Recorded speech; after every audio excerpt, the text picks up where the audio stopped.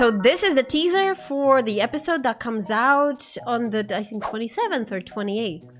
So let's watch it. We make for the surface. Trust in your rifle. If you do not have a rifle, damn. trust in your sacred rocks. Trust in your prayer of protection. And if the enemy eats you, make them choke. It's a hype train.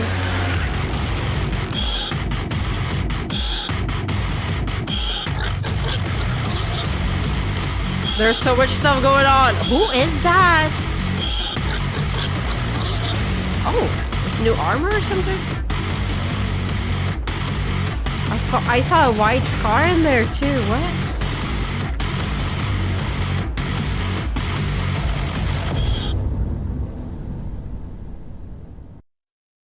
"29th."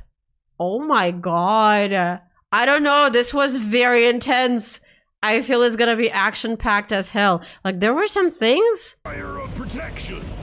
I love the protection. War world. And if the enemy eats you, make them choke. Yeah, that's some high testosterone trailer. So this is like a void ship, but a void train. Who are these guys? I thought they were white scars. They kind of look like them. Well, white scars have red fur thingies, whatever they're called. These guys are Xenos? Oh, probably no, just a different faction, yeah.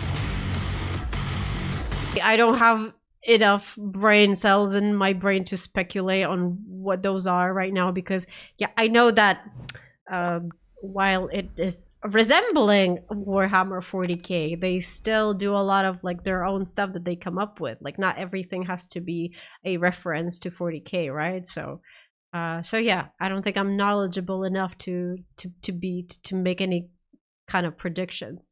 Pre-heresy world eaters? Oh, okay. Then maybe. See, you guys, you know way more than I do. And the second one that they just released.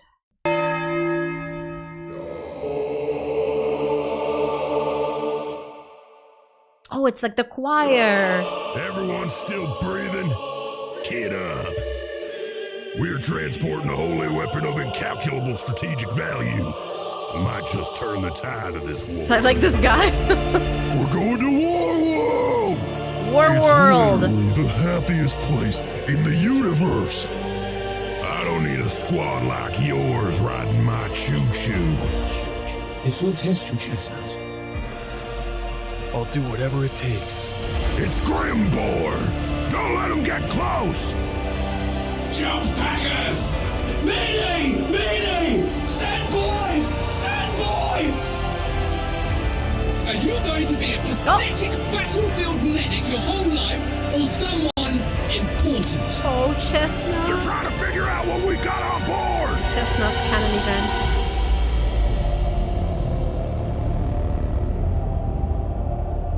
What sacred engine of wrath could bring such holy ruin? Are those globules? Oh my god! What the fuck? What?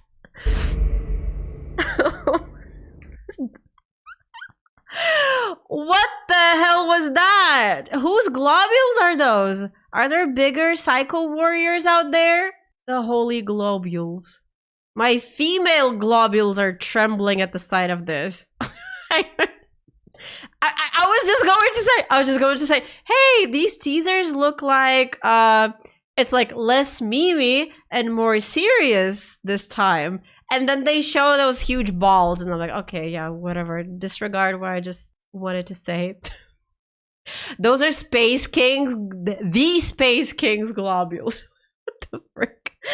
Okay. There's another video by Tom and Don that we can just like watch and chat. This is Space King video.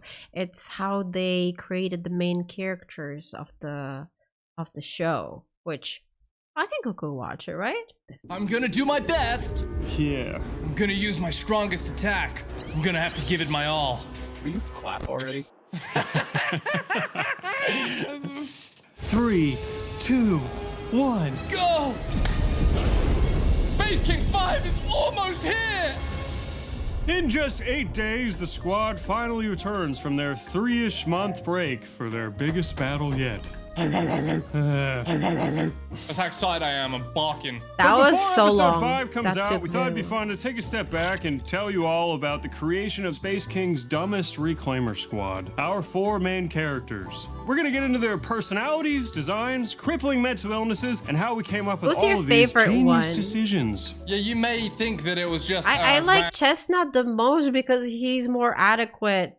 The most adequate of them, I think. And like, he also has a bunch of screen time. Chestnut. Yes, Chestnut. Chestnut. I mean, this guy is kind of cool too, but like, you know. I just like, I guess, I mean, I wouldn't say that he's a villain. I like villains a lot. But I think he's like the most evil of them all. Yeah, either Chestnut or Hate Monger. Random batch of shit thrown at a wall, but it was carefully crafted and it's highly intelligent. And we absolutely did not copy South Park characters. No way. We're making wiping out aliens more accessible in the new Space King board game crowdfunding campaign. If you want to help us create the Space King board game with official miniatures, sign up now at SpaceKingGame.com. Wait, when does the Get Kickstarter notified start? When the Kickstarter launches. And if you sign up now, you'll receive a free I think on the positive 28th pair when you they back drop the new campaign. episode. Sign up now at SpaceKingGame.com. So, how did you come up with the 4 main characters? Why 4, Tom? Why not 2 characters? That's a really good fucking question, Don. I don't remember. You don't want to do 2 because then you have like a buddy thing or a main guy sidekick thing. I think from the Genesis, right, we knew we wanted to do sci-fi. And you have to look at other sci-fi properties out there. And obviously the biggest one that comes to mind is Rick and Morty. So as soon as you have like a sci-fi property and then you have 2 characters, people are instantly gonna think this reminds me of Rick and Morty, right? So I think just off the rip, making it differentiated from other things in its space is like a smart idea. But also it makes sense as like a squad, right? You can't have a squad of 2 people. It's silly. So I think we started with the concept of like, okay, let's make sure it doesn't feel like Rick and Morty, and then also let's have a squad. And then you go into like, why not 5 guys? I mean, they're not mentioning Warhammer like at all. Like Warhammer had nothing to do with us creating these characters. They're not even what? They're talking about Rick and Morty, but not Warhammer. Fucking 10. And I think the other element of Space King that comes through a lot is that sort of old school, almost like Ninja Turtles-esque thing, that Castle Crashers kind of vibe. There's just something about 4, that co-op arcade game style that feels right. It's kind of that couch co-op idea. There's definitely an intuition that 5 would Yeah, feel yeah, like too yeah. many, I got like that with the surplus. first episode. Squeaky 5th wheel, no one wants that. There's also in cartoons, it's always great to have an A and a B plot. And if you've got like a little pair, a little duo on each side, that really helps. You know, makes it easier. The other thing is we have another show that we haven't made yet that was a buddy show, and we didn't want to have all our shit be the same. Shout out Motor Night. So we have 4 characters. Haven't They're all seen that wearing the one. same set of armor, Tom. How do you make them memorable and different? We actually debated over this for a little bit. It's true. You liked the idea of them being like all the same legion. Yeah, so like space hammer. I mean, yeah, battle axe or what? What is that called? But you know, they did a bunch of 40K animations in the past, like the what was it? The Furry Crusades and stuff. Maybe I haven't watched some of those because just watching the Furry Crusades alone was already a little bit too much. So yeah, there might have been more. Oh, and the Tyranids, right? The Tyrannusi. 4 red guys. You tell me the appeal of that. I can see the appeal of it, but for the viewer, like, what is it about that you liked? There is an aesthetic thing that I prefer where there's a uniformity to your sci-fi army. I remember being in a semi-Asperger's little boy. Slightly disgusted by Just a little bit. Star Wars Republic Commando or whatever, and it's like 4 clone troopers. They're fucking clones, so they're all meant to be Boba Fett or whatever. Tango. But they all have like wacky cartoon voices. We're all clones.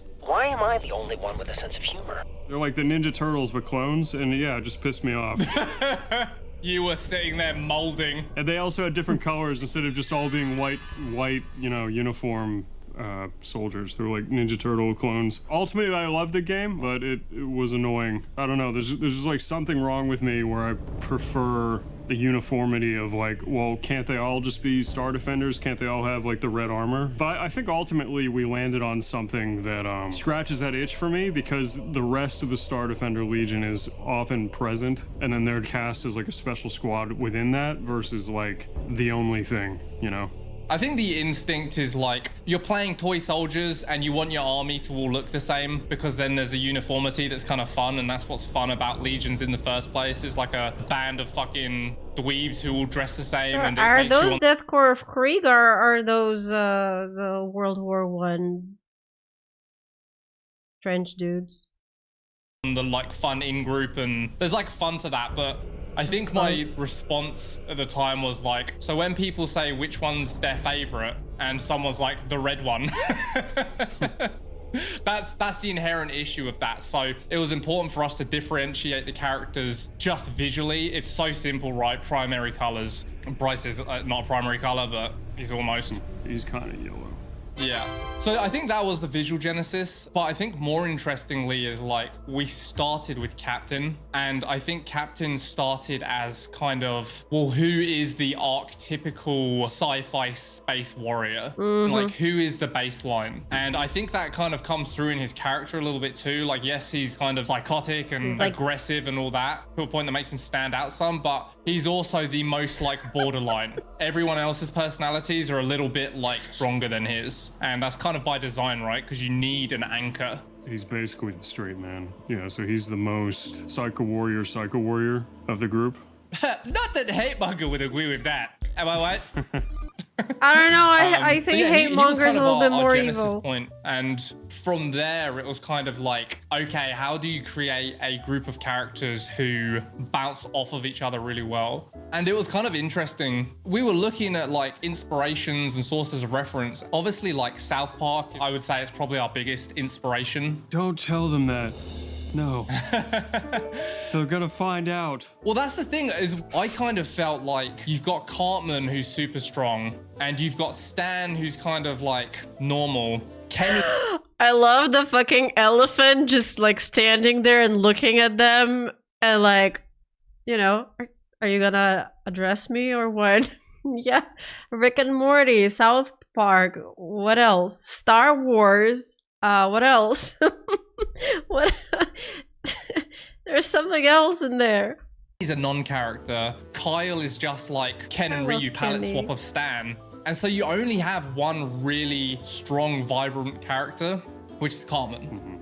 Kyle and Stan are just different flavors of straight man. And they're like kind of shitty, but they are like the self-insert of the viewer. Which is great, you need that. But it does mean like the dynamics of the group felt like it could be stronger, but you see that come into South Park with their ancillary characters. And that's where it really shines. Like the best episodes are Cartman and Butters, or Randy when he's interacting. Like, so we kind of started looking at like, well, if you could remake like that group of boys, like what kind of, who would you bring in? You'd probably bring in like Butters and like replace Kenny. Do you know what I mean? So like we kind of looked at that and thought, how do we make these characters all bounce off of each other in a fun way? And we even got really autistic with it, with like a little Venn diagram of seems personality they're making traits. a point. It's kind of obvious, but they are opposites of each other in different directions. So you can think of Captain as the personification of strength, whereas Chestnut is much more meek and weak. So they're very opposite in that way. And then Bryce, very chaotic, whereas Hate Monger is very orderly and like rules-based and zealous. But he's actually chaotic. Oh, sorry, lawful so evil. we obviously started with Captain, and then if you have this ultra machismo meathead character, then you quickly land on a Chestnut as the polar opposite of him. I think Hate Monger came next because you wanted to get into like the ultra religiosity, space racism, fascism component of this genre. So then you think of him as like, okay, he's extreme order. So then you come up with a character like Bryce that's chaos. And it's weird, like that was the opposite interplay of these characters initially, and we always assumed that Bryce and Hate Monger would bounce needs off to each make other a more. comeback. But as we got into writing the scripts, it was a surprise to find that there was more comedic chemistry between Chestnut and Hate Monger.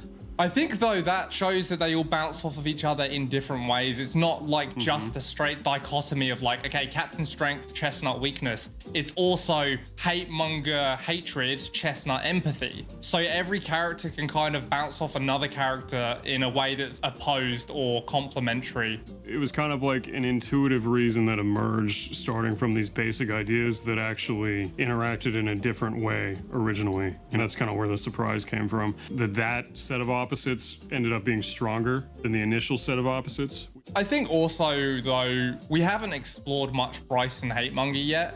And there's a thing with writing where, to some extent, characters write themselves. As long as you've established a baseline understanding of your characters and their traits, and then you design situations to push them or oppose them, your character kind of responds in a way that the character would, as opposed to you, like, metaphysically pushing the chess piece for them. Obviously, it gets a bit airy-fairy and fucking what's-a-majiggy, but there's a truth to it. Not like an autistic truth, but a subtle truth. So I'm curious to see when we do more of those episodes, how those two bounce off of each other. That's exactly what I'm talking about. It's the character starts running on your intuitions as like a human with social experience about what like a real guy that is like this would be like in this situation. Oh, you guys, Total War 40k scares the shit out of me. Like, I really need to practice playing a earlier Total War game, maybe Total War Warhammer 3 or something, because I never played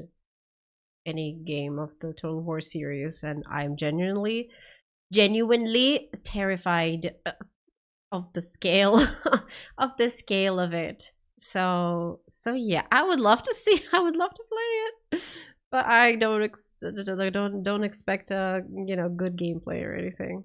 I would love to see a Hatemonger only ever. Yeah, they should do like more Hatemonger focus episode. Bryce, I think they showed Bryce a bunch too. Like there was this the one with Terry, right? Bryce had a bunch of screen time. Chestnut had a bunch too. Yeah, Hatemonger. Hatemonger is cute. Hatemonger would hate me say that, but Hatemonger is fucking cute. And then you sort of, by playing out your intuitions about the character, discover the second these one other would things be about better them that than the make third sense. one, you think? And yeah, it has made sense so Maybe. far Beastman. that Chestnut and Hatemonger are like a really potent duo for conflict and comedy. Right, next time I sit down to write a script, we're doing Hatemonger and Bryce. Yes! I don't want this erasure. This isn't reverting to Buddy Show, damn it. Where did Hatemonger come from, Tom? Don't set me up like that. The most fun characters are always like the worst ones, Like Cartman. When you get Cartman, he's just the most fun to watch because you always know he will take it the furthest. Okay, and so as Hatemonger humans, is we're all Cartman. just like semi-transfixed by the furthest, right? In any realm, whenever someone takes something kind of to new extremes or levels, it's like watching a car crash. It's like interesting. I think there's that, but in this genre, whether it's Starship Troopers or I can't think of any other ones, a big part of it.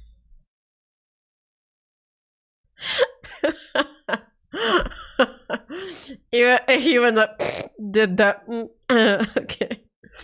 Is funny. like extremism and like ultra religiosity, and I find religiosity super interesting. Just as a thing for comedy, when you believe in something so fervently that you will act on it in a way that's just obviously like you see it in Monty Python and the Holy Grail, or you see it in The Life of Brian. When like societies believe with that much conviction, there's just so much room for like fun and shenanigans. I think that was a big place where Hatemonger came from. I would say he probably offshot from like Cartman as a base. But I would say a huge difference is Cartman is very chaos. He's very I have break done and of war destroy games. I norms just and rules. don't have the Hatemonger balls is an to play enforcer. them. Hatemonger is rigid and he's incredibly rules based. The It's an inherently globules. different character, but I think that was probably the genesis. He was one of the first character names we settled on. You had thought it up, and we originally talked about giving every Psycho Warrior a weird name like that, not like a human name, but kind of like a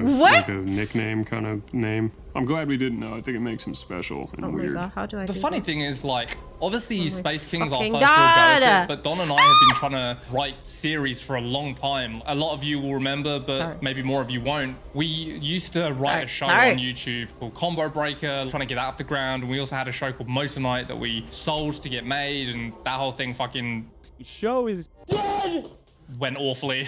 Went terribly. How So long ago We still was have that? those scripts though. That looks so It'll be old. Motor Knight someday. yeah, we own all the IP, so no big deal. But thing is you spend a long time coming up with ideas and concepts for these worlds and the characters, but you only have one brain each, right? And all of our brains like certain Shut up, grooves. Guybrush. We like the same things, the same topics, the same things across time. So it's easy to fall back into the same pattern with each project you do. And Motor Knight has a lot of that names as meaning. So I think something for us was like, well, we're gonna make Motor Knight someday, and we can't fucking wait to do it because it's a really fun show. But we don't want it to feel like all of the ideas for Motor Knight were already done in Space King. So we want to keep things separate. So after Hate Monger, we did kind of like lean into that. Oh, name as purpose. You've got Captain, but that became a rank, and then you've got Chestnut, and that became a joke. And then obviously Bryce Yeah. is just a normal name. When and we I do know Captain. realized Chestnut, why he's called like that, because he keeps the globules, stores the globules in his chest.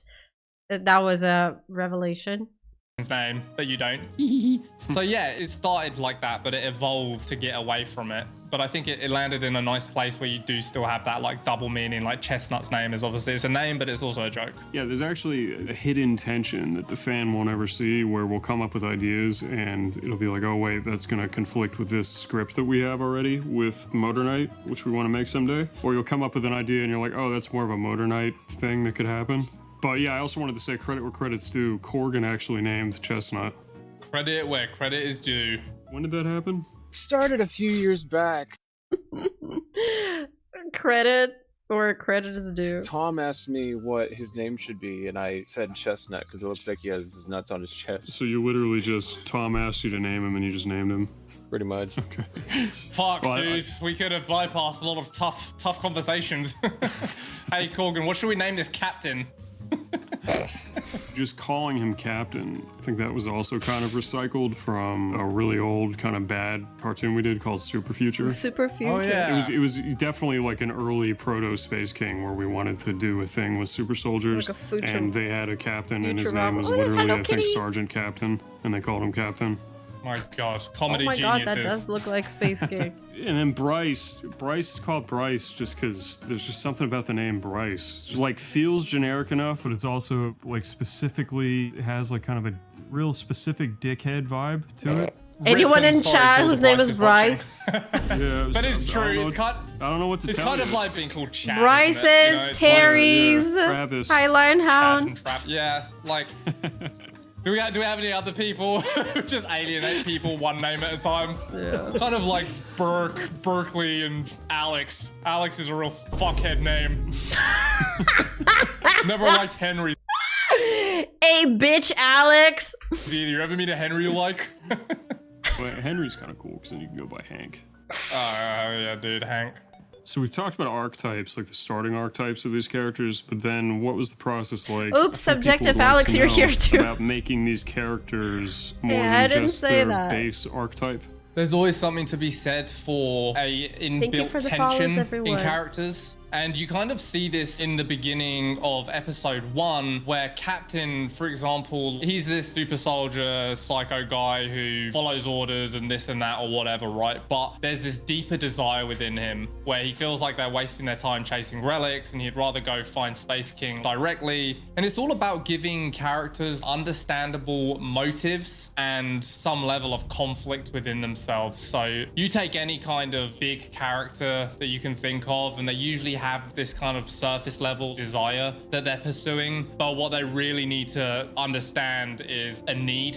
So for example, I just watched The Terminator again last night because it fucking bangs and I love it. Sarah Connor, right? first She one? wants to escape and get back to her old life and just be safe from this killer, right? But by the end of the film, she needs to realize that she can't escape her future and she has to become like the kind of fighter, the general, the militaristic person. But that was never her desire in the first place. It just came about because of the pressures exerted on her. And that's a direct conflict, right? I don't remember the first one. Yeah, spoilers.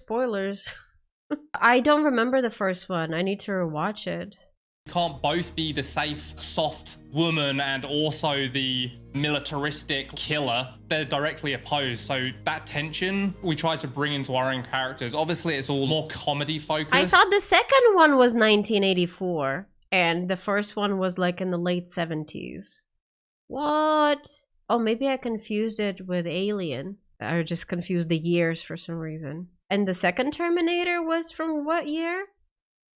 But there is also some real character work there too, right? It's also really tricky because you can't revolutionize a character with an episode because then Oh, the from the character is completely 90s. changed in the next episode and you're constantly doing this uphill battle and you kind of run out of things to do with the character Sorry, or say about I'm the character. watching You have to the- look at it as a neuroses Tom and that Don. the character can chip away at eventually. I'm sorry. Oh, that is crazy. I thought the second Terminator was from the 80s and it's from the 90s. Damn. By adventure, but never fully solve because otherwise there's nothing left for them to do.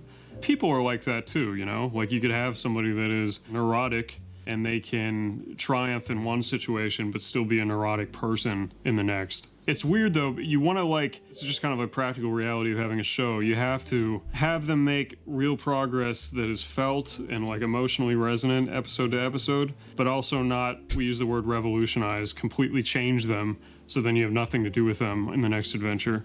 With something like a film, you want the character to change foundationally because Oh it my makes for a really God! satisfying film. And maybe in the next film, if there's a sequel, you take the same character and you That's can my revolutionize favorite movie them ever, again. Aliens. But there's a finality to it, and it's also like if there's 2 films or 3 films, like fine. I mean, some shows run for hundreds of episodes. You can't revolutionize the character every episode, or you would run out of arcs for them. I think like Don says, you want to make progress and you want to see that change. And sometimes you can revolutionize, but it's got to be like a very slow, gradual process. That's closer to real life too. You make slow progress changing yourself. Oh, I There's heard this rarely show is events that good. completely change you as a person, but you make slow progress and become like a stronger person in different ways over time. It can still actually be legitimately resonant and beautiful. Episode 2, for example, like I still love Chestnut's turn and his admission at the end, but it doesn't feel false that he comes back episode 3 and he's still meek and they're still bullying him.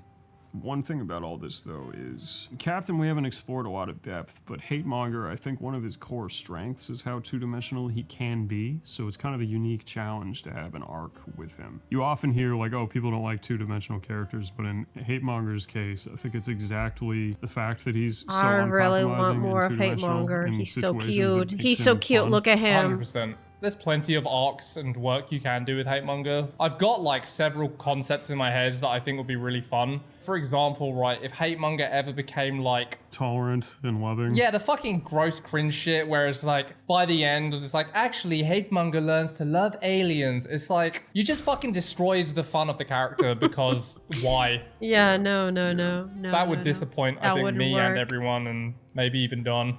So, yeah. Even something smaller, like we set up immediately in episode 1, he's not transfixed by the giant alien's tits, and the other 3 are. To make him start to become All right, like, he's gay. a horny moron, I don't have a would chance just with him. kind of ruin him. There's foundational things about him that you just cannot touch, or it sucks. But yeah, like you said, like if there's ever an episode where he makes friends with an alien, we've lost our way.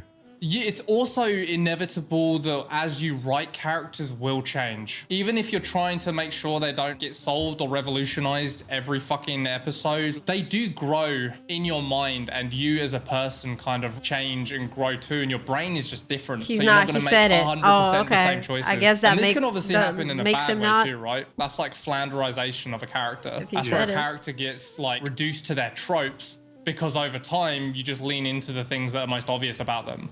The extreme opposite of that is flanderization, where they become pigeonholed into just the same guy that never changes and has zero depth. There's this Flanderization. real tightrope walk between the two extremes that you have to figure out to tell satisfying stories. Who do you think the worst person in the squad is? I mean, I think they're all kind of like, I guess Bad. it's gotta be like Hate Monger or Bryce, doesn't it? The Yeah. problem is, right, is the world they live in, if Yeah. you judge it by Anyone our but standards, Chestnut. like, they're all terrible. Just a victim of his time. Well, okay, let's... Everybody was doing it. Yeah, hey, hold on now. Hold on now, partner. We didn't realize at the time that that wasn't okay. No, look at Chestnut, dude. He literally fucking takes boys and puts fucking testicles in them and turns them into like war criminals. Like none of the characters are ethical. Damn, that episode was diabolical. It was so fucking funny. That child servitor, oh my god, it was so wrong, but so freaking hilarious. Them are moral monsters, but you still look at Chestnut as probably the most moral character, even though he's like complicit and completely unbothered with like abducting and murdering little boys. Dude, I thought about this. This is maybe crazy to say, but obviously if you replace Best little boys in episode. Space King with little girls and like just did a one-to-one swap, it's fucking crazy. It's not like funny anymore. It's not at all. It's like weird. Yeah. It's weird. It's fun to throw them into volcanoes, but it's fucking weird to do the glob. Like, it's weird. So in like 30 years, do you I think guess we're gonna thank you move for past sparing the violence girls by of any throwing kind them into against a little boy volcanoes? being funny for some reason and it becoming like persona non grata? Why are they making that show when all that Epstein stuff is happening? It's kind of crazy. Oh my god. What the hell is wrong with them? It's just like, there's a human truth to it that it is funny with one thing, but not funny with the other. But clearly, like, perceptions can change. Absolutely, yeah. I don't know. It's going to be really funny when all of this is just completely not okay for whatever reason. I think there's a real evolved human thing. Biological. Yeah, where men in almost every species are expendable. We're fucking foot soldiers, you know? Yeah. If you get abducted and turned into a super soldier, or Yeah. basically murdered to host a super soldier, then what are you gonna do? Space King is nothing else if not a men's rights cartoon. Showing how expendable we are. That's right. So look at this and be like, how wrong is this? What about the little girls, huh? They're doing this to little girls. I don't want to get ripped out of my bunk bed with my brother. I don't know. I thought about that the other day and thought it was funny. But ultimately, I don't care because it's comedy, it's jokes, it's funny. We'd actually like to talk more about this, but we literally have to go jump onto a meeting about the Space King board game. So Whoa. tell us if you enjoyed this video because we've never really done like this kind of deep dive outside of the director's commentaries. So we'll be curious if you like it. Very fun to talk about. Yeah. Yeah, otherwise head over to spacekinggame.com or click the link in the description. If you sign up to get your email in, you'll get a B positive pin if you decide to back the board game. If you don't know what the board game is all about, check this video out. And yeah, thank you so much. And yeah, keep an eye out for Space King Episode 5, airing next weekend on Saturday on the main Flashgitz channel. And sign up for our email list, as Tom said, for the official Space King board game to get a free B positive pin when you back the campaign. The link will be in the description and the top comment. Thank you for watching, and we'll see you next week. Bye-bye. Bye bye. Okay, this was a cool video, you guys. So this is not the Flashgitz channel. This is Tom and Don. So let me give you a link to this one. Here it is. Go check out Tom and Don. Go watch Space King episode 5 when it comes out on Saturday. I don't know. Get the sign up for the board game. The board game is gonna be pretty nice. I'm definitely getting it. If you watch until the end, here's your reward. Thank you so much for watching. From me and Loki. Okay, bye. Thank you to all of the supporters. You're the best.